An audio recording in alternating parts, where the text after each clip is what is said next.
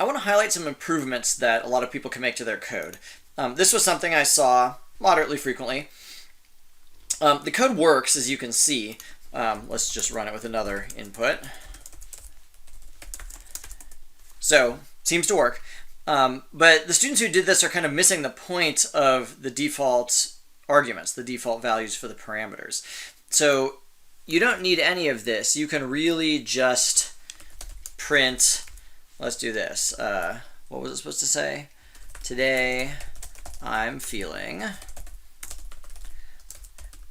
And then I'm using a formatted string here where inside the curly braces it's going to evaluate this expression.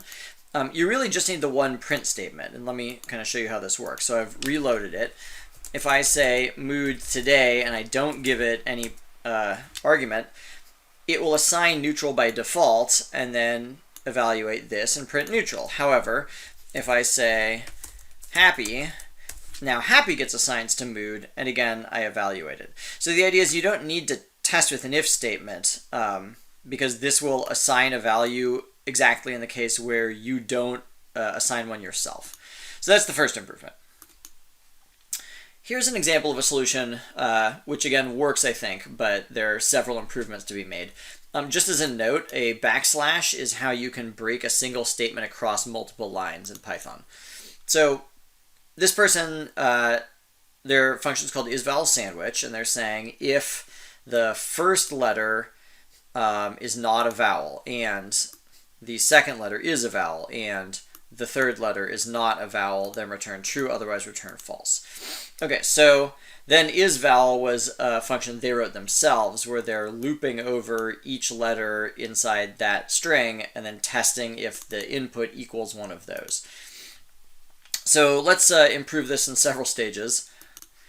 Rather than looping over individually, you could just say something like this.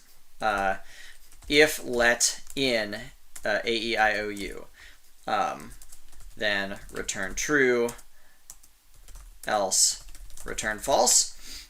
So that will do the same thing. Remember that this is evaluating to true or false. So when this is evaluating to true, they're returning true. When this evaluates to false, they're returning false. So you don't need to do that either. Really, you can just return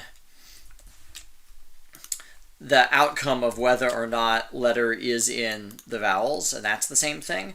And because that's so short, now you really don't need that at all. Now you can really say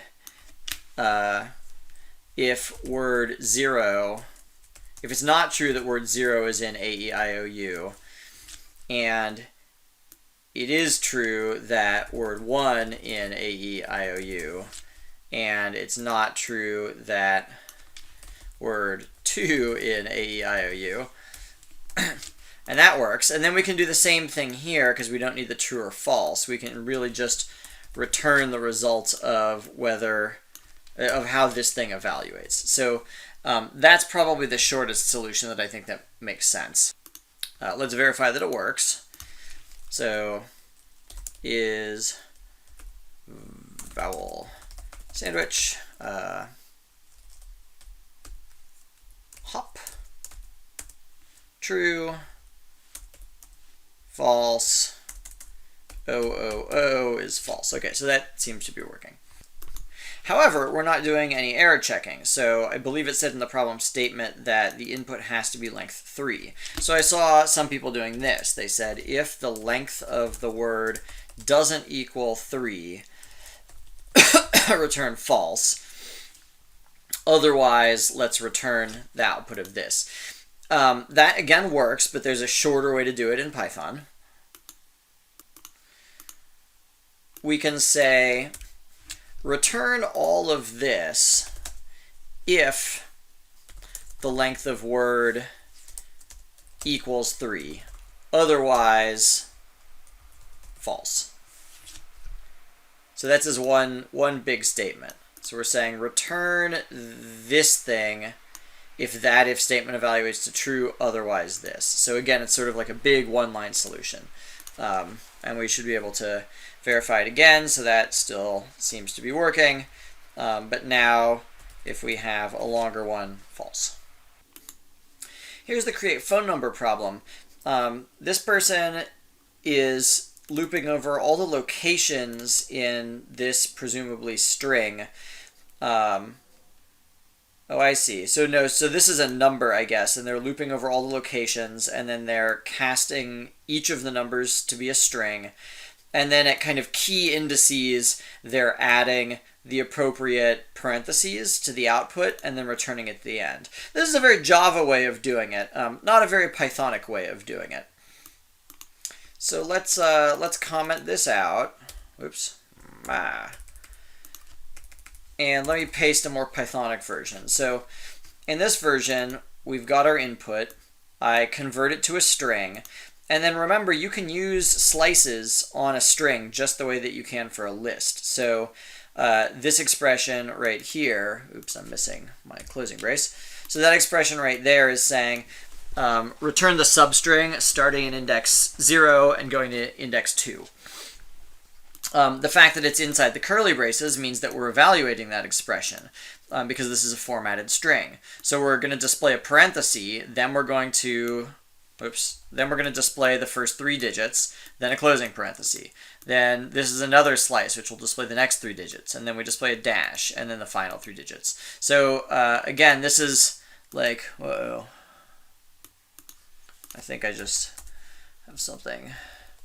This is probably an artifact of the copying and pasting. Right, let's try it again. Nope. Oh yes, it is a copy-paste thing.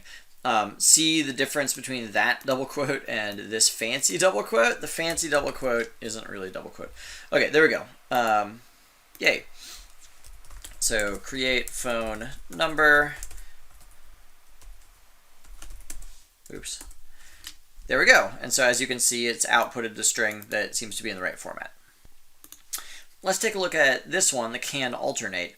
A binary sequence can alternate ones and zeros as long as the difference between the number of ones and the number of zeros is at most 1. For example, if you've got the same number of ones and zeros, it could be an alternating string like this. And the question was about, could it be rearranged, right? So if I had this, I could rearrange that to be alternating 1, 0. If I had like one more 0 than I have 1, I can still rearrange that to be alternating 1 zeros. It's just that I have to start with a 0. So I think the solution strategy that most people came up with was count the number of zeros, count the number of ones, and then check to make sure the difference between those counts isn't larger than 1. This is a solution that's doing one kind of neat thing, but isn't terribly Pythonic in other ways. So this function counts the number of ones and zeros and returns both values, because remember, you can do that in Python. So they're returning the 1 count and the 0 count, and those are getting assigned here and there. And then math.fabs is float absolute value, so it's like the absolute value of a float, and you need to import the math library to do that. So that's like, okay, one way to do it. Let me show you a more Pythonic way of doing this. Remember that there is a built-in count method. So I could say, so I could say ones equals binary.count1, and that will return the number of ones. And I could say zeros equals binary.count0. There is a built-in absolute value that's not a floating absolute value, so you could have something similar. Or if you didn't want to do that, you could say, like, if ones minus zeros is in the list consisting of that. So rather than testing to see if the absolute value of this difference is less than or equal to 1, we just test if that difference is either -1 or 0 or +1. And as long as it's one of those 3, I know I'm okay. So in that case, I'll return true. Otherwise, I'll return false.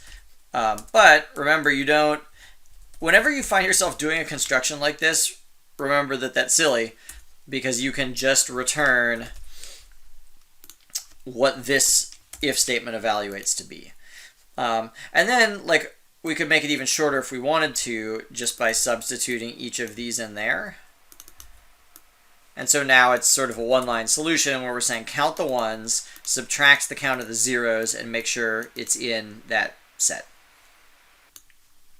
This last one is relatively minor, but I just wanted to, and we've seen it already actually, but I just wanted to remind you of the construction where you can say something like this.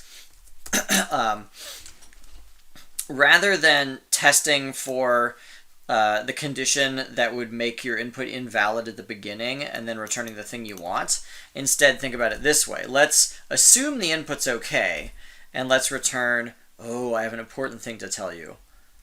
Well, it's okay. So, well, I'm going to tell you right now. So list is the name of a function that will cast a variable to become a list data type.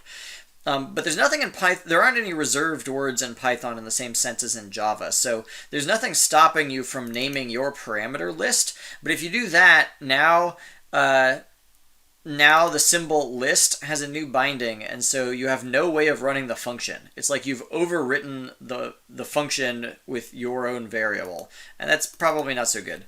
So I'm going to call it LST. So let's return. So what was I saying? All right, so let's assume the inputs are okay.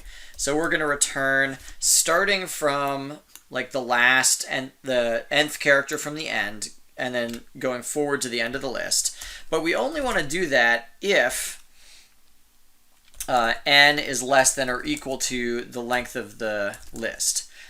Otherwise, it's not valid, and so we would want to return the word invalid. So this is, again, kind of a one-line version. And I think kind of conceptually, it puts things in a more natural order if you haven't been thinking in Java for 2 years. I think it's more natural to start with the condition that you expect and then to say, oh yeah, by the way, if it doesn't match these conditions, then it's not valid. It seems weirder to like test for the bad thing first and then to return the good thing. Okay, that's all. I hope this was helpful, and I hope you're having fun learning Python. Bye!